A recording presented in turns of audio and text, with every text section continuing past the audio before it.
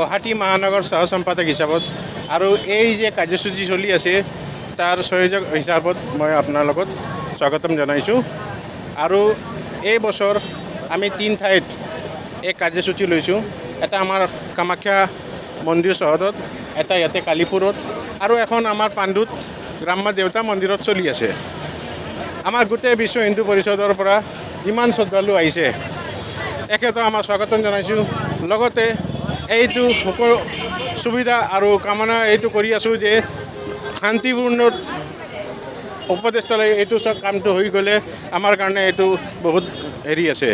আমি কামনা কৰি আছোঁ, মাক কামনা কৰি আছোঁ আপোনালোক সুখী হওক, নিৰোগী হওক আৰু সুখ শান্তি হৈ ইয়াতে ইয়াৰ পৰা সৰ্বে ভৱন্তু সুখিনঃ সৰ্বে সন্তু নিৰাময়া, এই আমাৰ মেইন উদ্দেশ্য।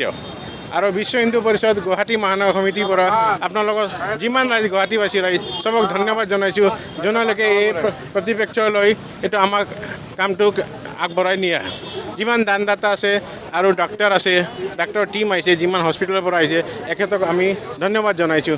লগতে আমাৰ সভাপতি শ্ৰী ছবিন ৰাজখোৱা এখেতে আমাৰ বহুত ডাঙৰ ষ্টেপ লৈ কিনে এই কামটো মানে বৃহৎ ৰূপ দি কিনে প্ৰচাৰ কৰি বৃহৎ ৰূপ চলাইছে। ইয়াৰ কাৰণে আমি এখেতৰ ধন্যবাদ জনাইছোঁ। ক'লে আমাৰ সহ সম্পাদক ডাঙৰীয়াই, এতিয়া আমি মোটামুটি কামাখ্যা আমাৰ কৃপাত আমাৰ যিখিনি পাৰোঁ আমি চলাই আছোঁ। আজি প্ৰত্যেক বছৰে আমাৰ হৈ আছে আৰু সকলোৰে মানে সহায় সহযোগ প্লাছ আশীৰ্বাদ লৈ পেলাই আমি যেন ভালদৰে আগুৱাই যাব পাৰোঁ, তাকে আমি মাৰ ওচৰত আমি কামনা কৰিছোঁ। ধন্যবাদ। Stay informed, stay ahead. News NE 365.